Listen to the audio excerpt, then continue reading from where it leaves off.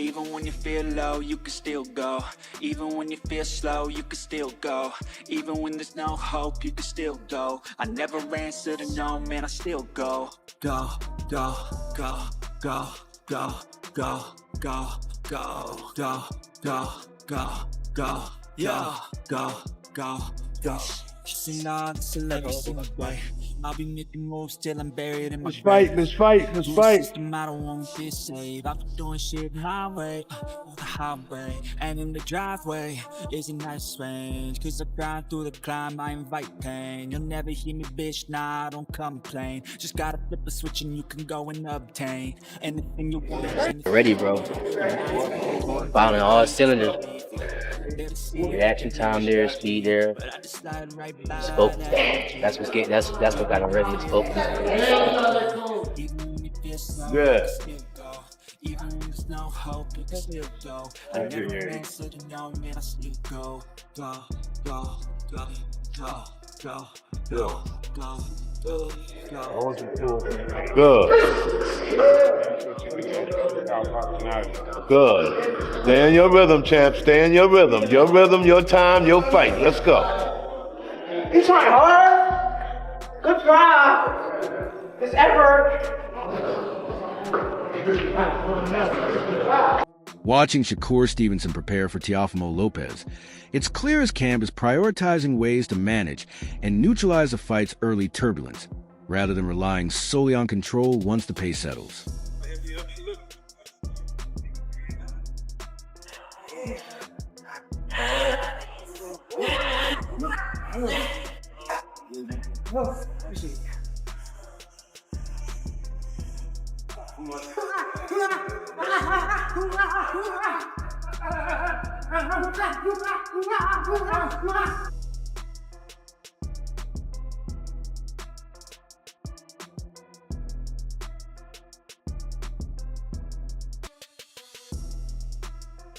How many rounds you do today? 17, right?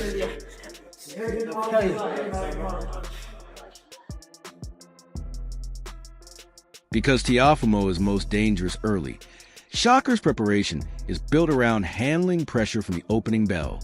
Training emphasizes high-tempo rounds, short recovery periods, and drills that require him to re-establish distance immediately after being rushed. The goal is to make intense moments feel familiar, so performing under stress becomes just as natural as controlling the fight once the pace slows later on. So that's why we'll do that same concept of early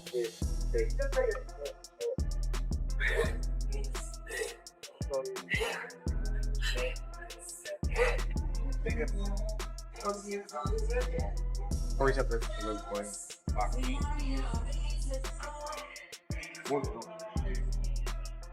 I got you on my time. You got it?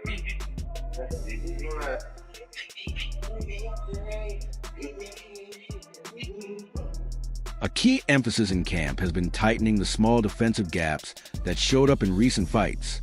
Against Teofimo, even one clean connection can change everything. That's why every jab and check hook is now followed by an instant step out or angle change. No linger in the pocket, and no chance is given for Teofimo to build momentum or force his way inside. Get out of there, get out of there, get out of there. There we go, there we go. Left 15, all the way down. I feel great. Sprints kind of be getting me right, get my conditioning right. Sometimes in a fight could turn into a sprint. Cause it's like, to start the pace fast as hell and then they can't keep up the pace. But the sprints will kind of get you in shape to where once you break down, sometimes you get a second win. Then you get another win. Then you get another win after that. So I did the sprints a lot in a Jamel Herring fight. That's why you seen me fight at a fast pace. And then once I slowed down, I picked it back up and I had all the energy in the world to do it. So we locked in.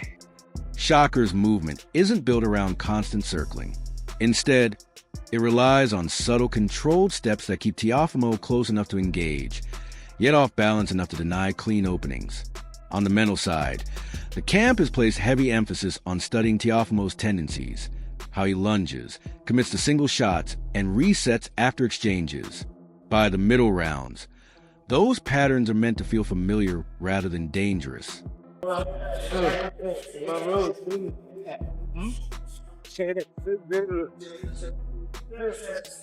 The game plan isn't built around overpowering Teofimo or chasing a knockout.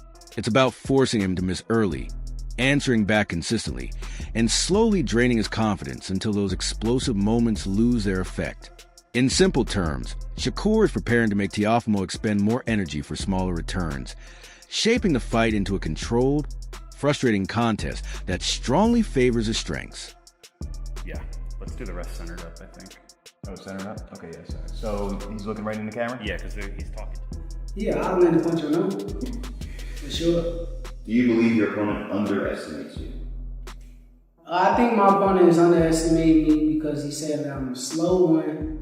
He thinks that I'm too small. This is where the structured nature of Shakur Stevenson's preparation intersects with the hype and debate around him. When a camp is designed to absorb chaos without panic, the conversation stops being theoretical. Listen to analysts like Sean Porter and others. You can hear the serious point beneath the humor.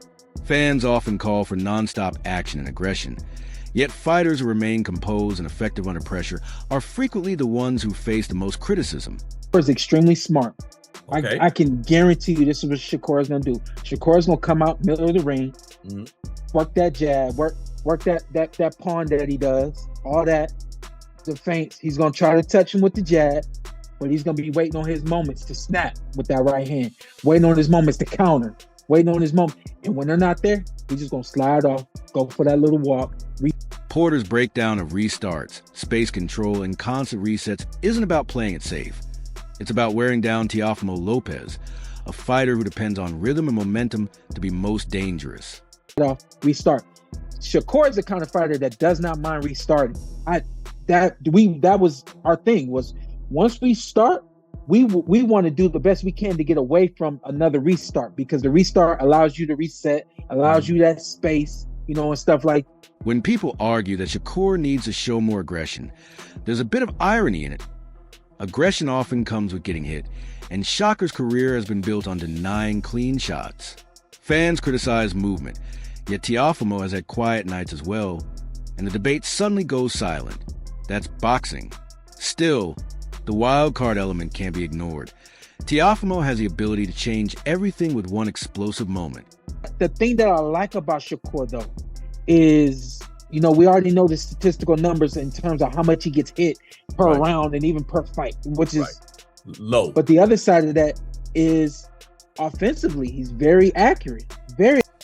Shakur wins by systematically taking away his opponent's choices, one round at a time.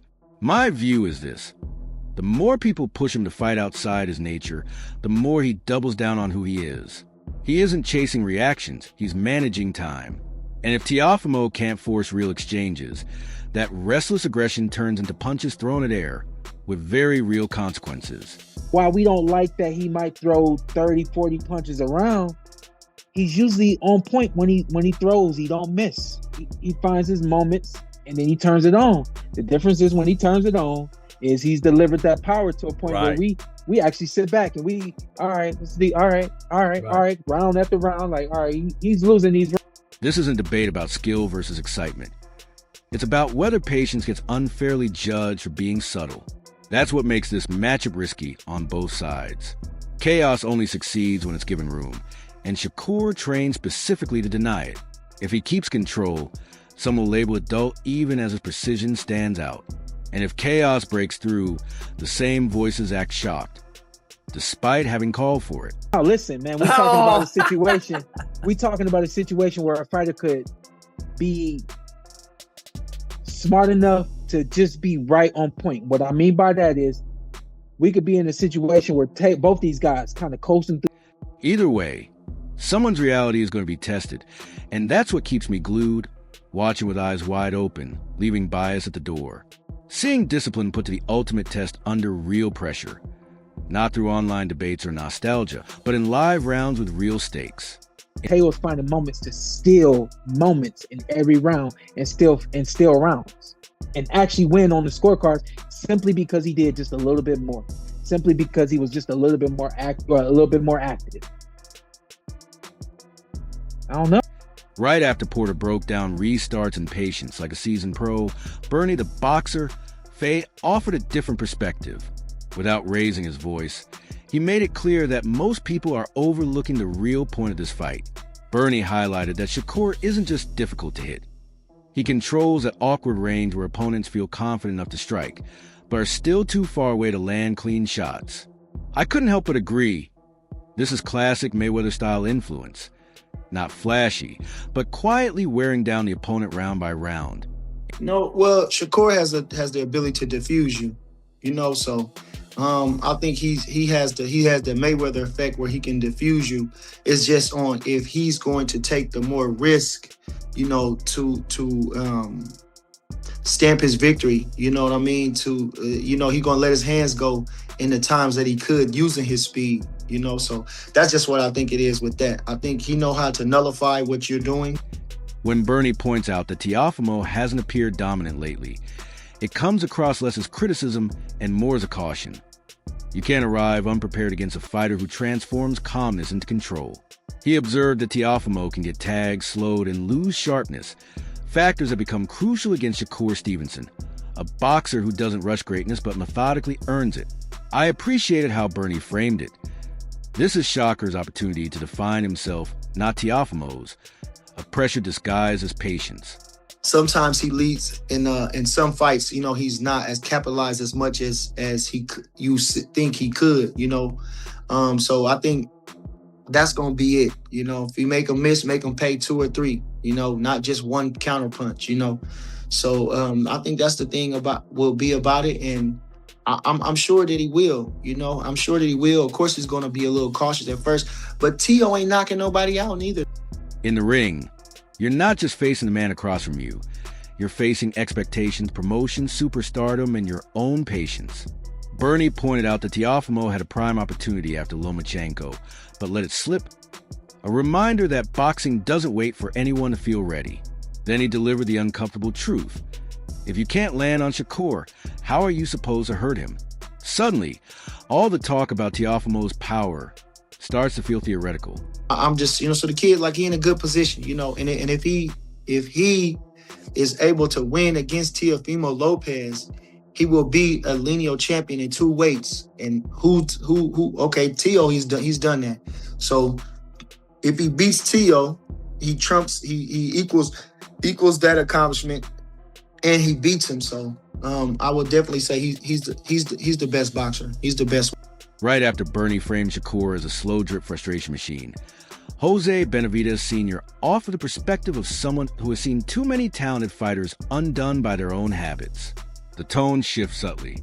Jose described Shakur as exceptionally skilled, but almost too responsible, and I couldn't help but smile because that's a polite way of saying, yes, he'll win, but don't expect non-stop fireworks. When he talked about Shakur avoiding unnecessary risks, it comes across as both respect and a gentle nudge. You could do more, right? And when he recalls performance where Shakur stayed in the pocket and forced everyone to blink. Shakur Stevenson's fucking insane. He's good. He knows how to win fights. He doesn't risk as much, and I think he should because he's really good at it.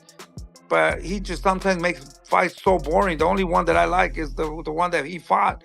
And look, spectacular. Yeah, inside. He stayed inside. He showed. I was like, what the fuck? And all the other fights, I would just fall asleep, bro, Then Jose shifts his focus to Teofimo Lopez, and that's where the conversation gets deeply human. He describes Teofimo as a showman, not in a dismissive way, but because he does things in the ring that can't really be taught. That resonates, because Teofimo's talent has always been bold and unmistakable.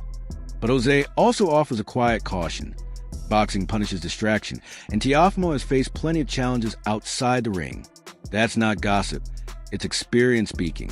When he says a focused Teofimo is dangerous, it's not hype, it's a conditional reality. Focus, he's a real threat. Distracted, he's unpredictable.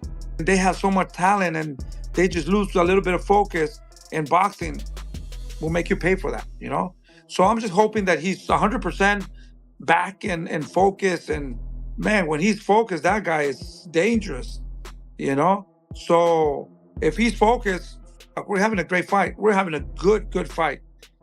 and you can't blink because both of these guys have power. So, or they can hurt each other, you know. When you step back and take all in, the way Shakur structured his camp to make chaos feel routine, Porter breaking down restarts and controlling danger, Bernie highlighting that tricky range where confidence can falter, and Jose showing how discipline and focus intent shape careers, you realize this fight isn't about who's flashier or louder. Teofimo thrives on moments, emotion, and explosive bursts. Shakur thrives on minutes, control, and denial. One fighter wants the night to accelerate. The other wants it to slow down. That's why every round feels like a test rather than a highlight reel. And I'm just so happy that this fight got made, and I'm looking forward to see this fight. Absolutely, man. It's nice to see these guys the best fight the best. Who do you favor in the fight? I like I said, you know, both of them are so good, and like I said, whoever shows up that night is the one that's going to be more focused and take that. Now it's your turn. Jump into the comments, share your thoughts, debate it, and don't hold back. And make sure to like, share, and subscribe for more breakdowns.